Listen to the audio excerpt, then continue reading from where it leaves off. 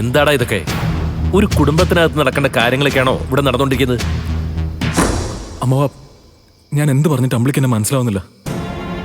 എന്നെ അവളെ വിശ്വസിക്കുന്നില്ല അമ്മവ. അതിന് നീ ഇങ്ങനെയൊക്കെയാണോ കാണിക്കേണ്ടത്? അമ്പിളി നിനക്കെതിരെ ഗാർഹിക പീഡനത്തിന് കേസ് കൊടുക്കുന്ന പറയുന്നത്. അതിൽ നിന്ന് തന്നെ അവൾക്ക് എന്നോടുള്ള വെറുപ്പ് മനസ്സിലാവുന്നില്ല അമ്മവ. ഞാൻ എന്ത് ചെയ്തിട്ടാ അവൾ എന്നോട് ഇങ്ങനെയൊക്കെ പറയുന്നത്? എനിക്ക് പറയുന്നത് കേൾക്കാൻ വേണ്ടി ഞാൻ അവളെ തടഞ്ഞു നിർത്തുക മാത്രമേ ചെയ്തുള്ളൂ. പക്ഷെ അമ്പിളിക്ക് അത് നന്നായിട്ട് വേദനിച്ചു രഘു. പരാക്രമം കാണിക്കുന്നത് പെണ്ണുങ്ങളോടല്ല രഘു. ബലം പ്രയോഗിച്ച് ഒരു പെണ്ണിന്റെ മനസ്സ് മാറ്റിയെടുക്കാൻ പറ്റുമെന്ന് നീ എവിടുന്നാ രഘു പഠിച്ചത്? വലിയ കമ്പനിയുടെ മുതലാളിയൊക്കെ ആയപ്പോ ഇനി എന്തോ ആവാന്നുള്ള ധാർഷ്ട്യാണ് നിനക്ക്. അത് ശരിയല്ല. എന്റെ കുടുംബത്തെ നടക്കുകയില്ല.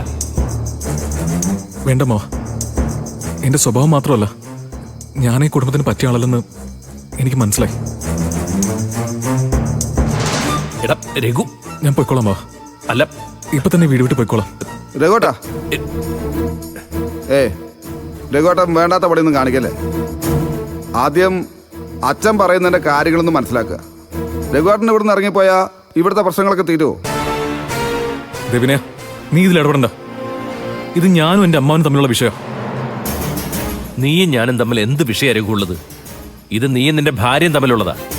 ഈ വിഷയത്തിൽ തുടക്കം മുതലേ നിന്റെ ഭാഗത്ത് തന്നെയാ തെറ്റ്. ആ തെറ്റ് ഇപ്പോഴും നീ പലതരത്തിൽ തുടർന്നുകൊണ്ടേയിരിക്കുക. അത് തുടരാൻ പറ്റില്ല എന്നാണ് ഞാൻ പറഞ്ഞത്.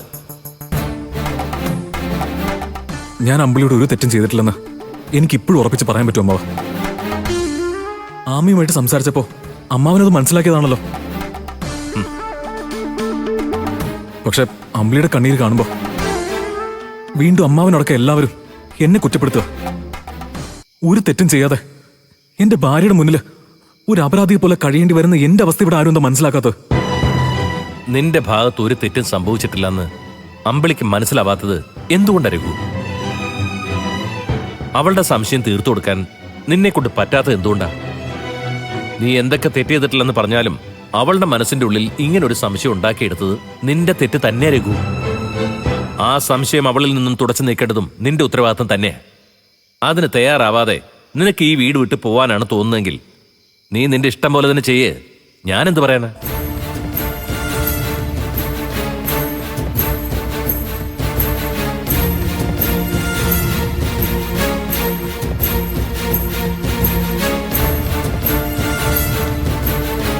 രഘുട്ടാ, തൽക്കാലം ഇപ്പം എങ്ങോട്ട് പോവല്ലേ. നേരം വിളക്കട്ടെ, എന്നിട്ട് നമുക്ക് തീരുമാനിക്കാം. നിങ്ങൾ ചെന്ന് കിടക്ക്, ചെല്ല്.